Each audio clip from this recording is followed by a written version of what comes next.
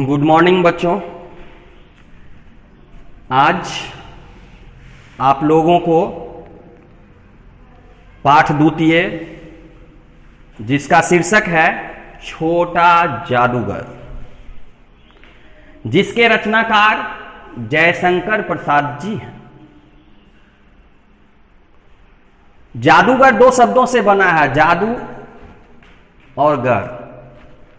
जादू ऐसी क्रियाकलाप है जिसे देखकर अनायास अचंभित होना पड़ता है, उसे ही जादू की संज्ञा दी जा सकती है। और गर का मतलब होता है उस क्रियाकलाप को करने वाले जो हैं, अर्थात ये दोनों शब्द के सम्मिश्रण से बना है जादूगर। यानी जादू को दिखाकर हमें मनोरंजन दे और वह अपने जीविको उपार्जन का सहारा ले। ऐसी ही कहानी है, एक बच्चों की कहानी है। हो सकता है ये कहानीकार के अर्थात इस कहानी के रचनाकार जयशंकर प्रसाद जी के मन में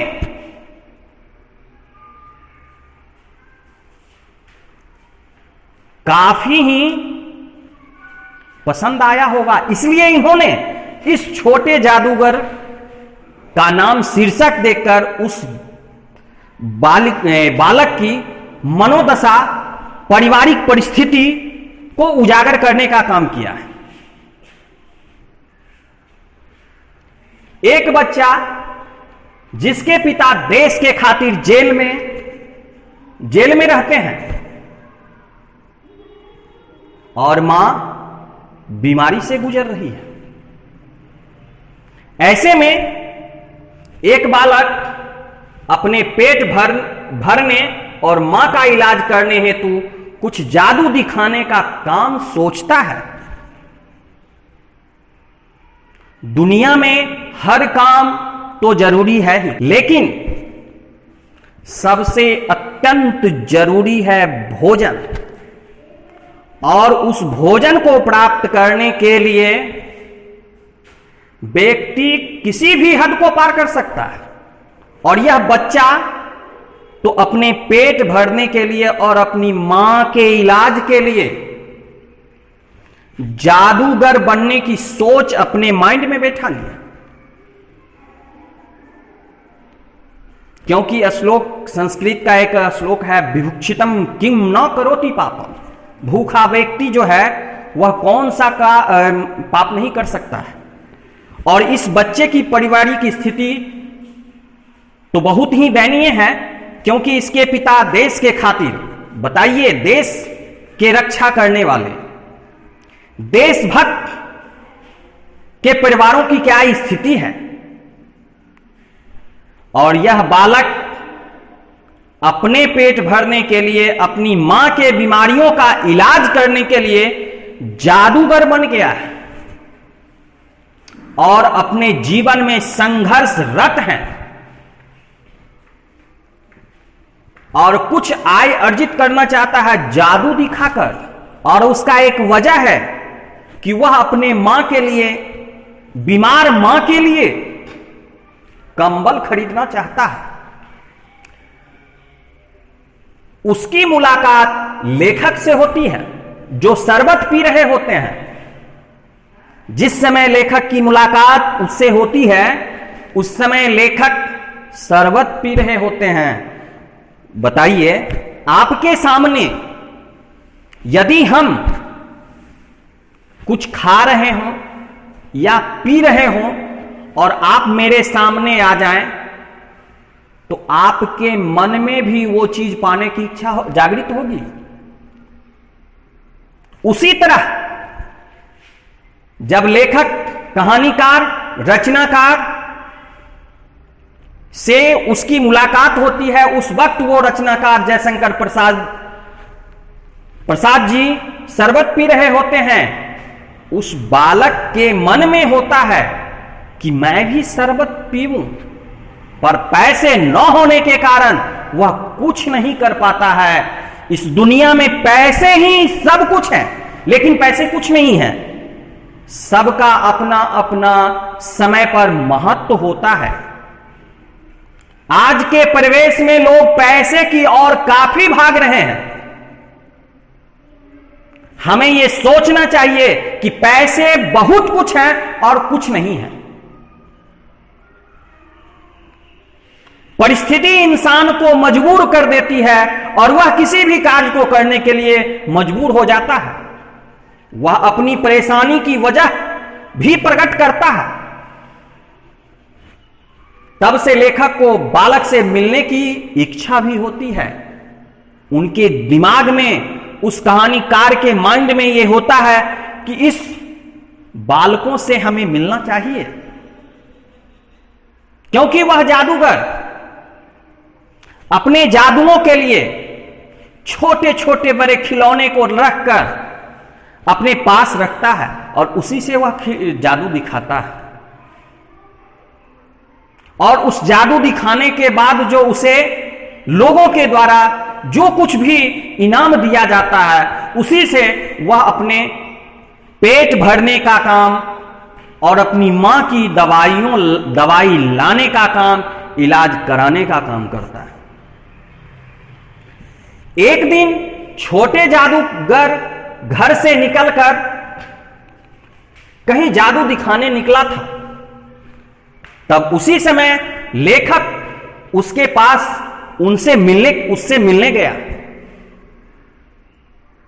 उस समय वह जादूगर तो घर पर था नहीं। उसकी मां एक पेड़ के नीचे झाड़ियों में कराह रही थी, कम्बल ओढ़ी हुई थी और कराह रही थी और अपने आप को अपने भाग्य पर पौस रही थी। इसलिए कि वह बालक की अवस्था बहुत ही कम उम्र की थी। वह बालक से जो चल बन सकता था वही कर रहा था। वह अपने लिए और अपने मां के लिए तो प्रयास कर रहा था। और विधाता की यह देन थी कि उसके पिता देश की रक्षा करने के लिए अपने आप को देश के नाम पर समर्पित करना चाहते थे, जिसकी वजह से उन्हें जेल जाना पड़ा था।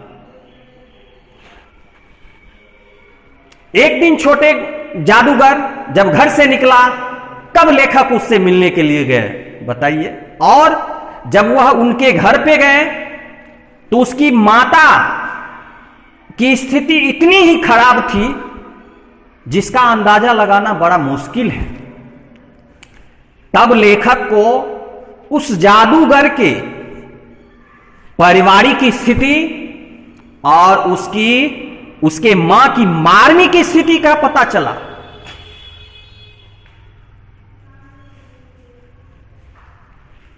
एक दिन बालक सहमे हुए अवस्था में खेल दिखाता है। लेखक भी उससे मिलते हैं।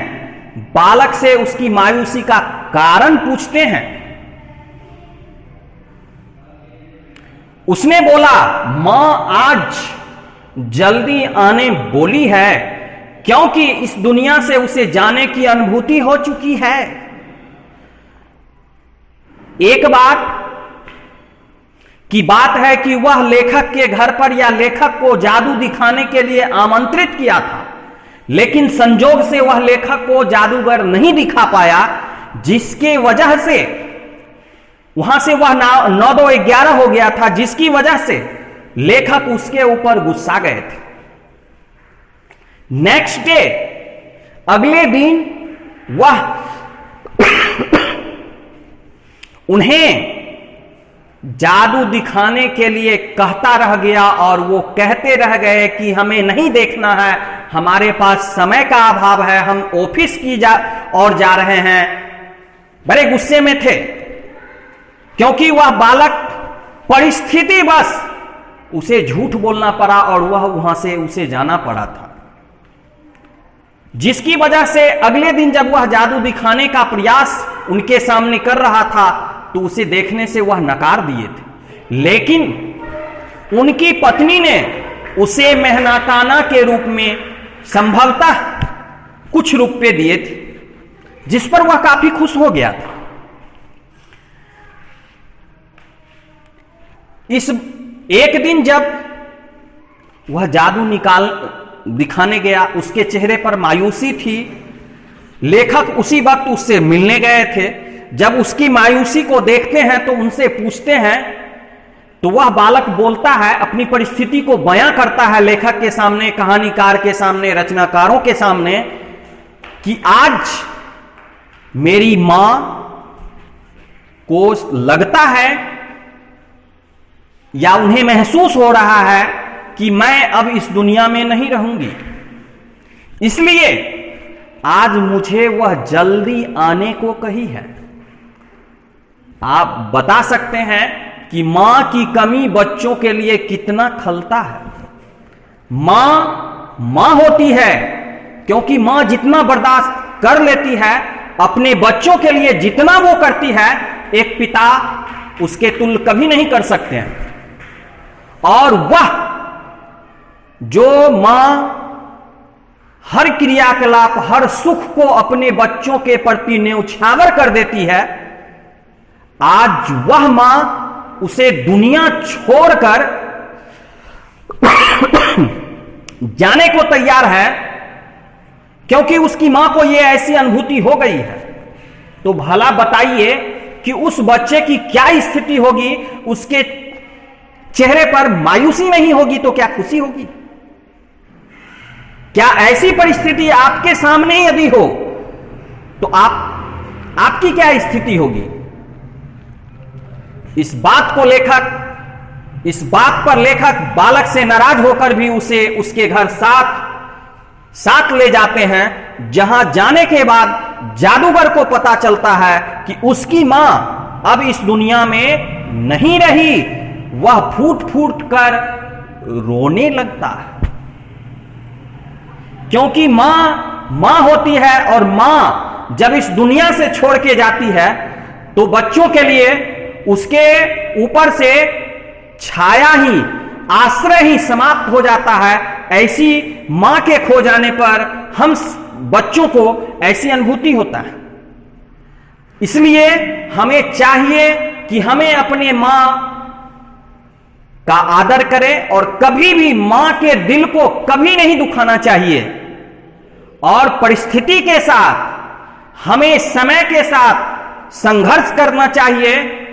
और आने वाले समय में यदि आप समय के साथ परिस्थिति को देखते हुए यदि आप अपने कर्तव्य का पालन करते हैं तो आप एक अच्छे राष्ट्र निर्माता, अपने भाग्य विधाता बन सकते हैं। जिस तरह एक छोटा सा जादूगर अपने और अपनी मां के लिए संघर्ष करता रहा, आपको भी चाहिए इस बालक से सीख लेना चाहिए कि जिस तरह यह बालक अपने मां की देखरेख करता रहा, परिस्थिति उसके सामने विकट से विकट आई, फिर भी कभी वह अपने आप को विचलित नहीं हुआ। हमें भी अपने आप को धैर्य, साहस और हिम्मत के साथ अपने कर्मों के प्रति कठिन लगन से अपने कर्म और क्रियाकलाप को करते रहें और कोई भी ऐसी गतिविधि न करें जिससे किसी के दिलों पर ठेस पहुंचे। इसी भावनाओं के साथ मैं आप लोगों को ये कहना चाहता हूं कि आप लोग भी इस तरह अपने माता पिता के दुख दर्दों को समझें, अपनी पारिवारिक स्थिति परिस्थिति को समझें और कुछ कर दिखाने का नई ऊर्जा अपने दिमागों में संचित करें, ताकि आप भी इस तरह किसी न किसी कहानी का शीर्षक बन सकें। धन्यवाद। Thank you.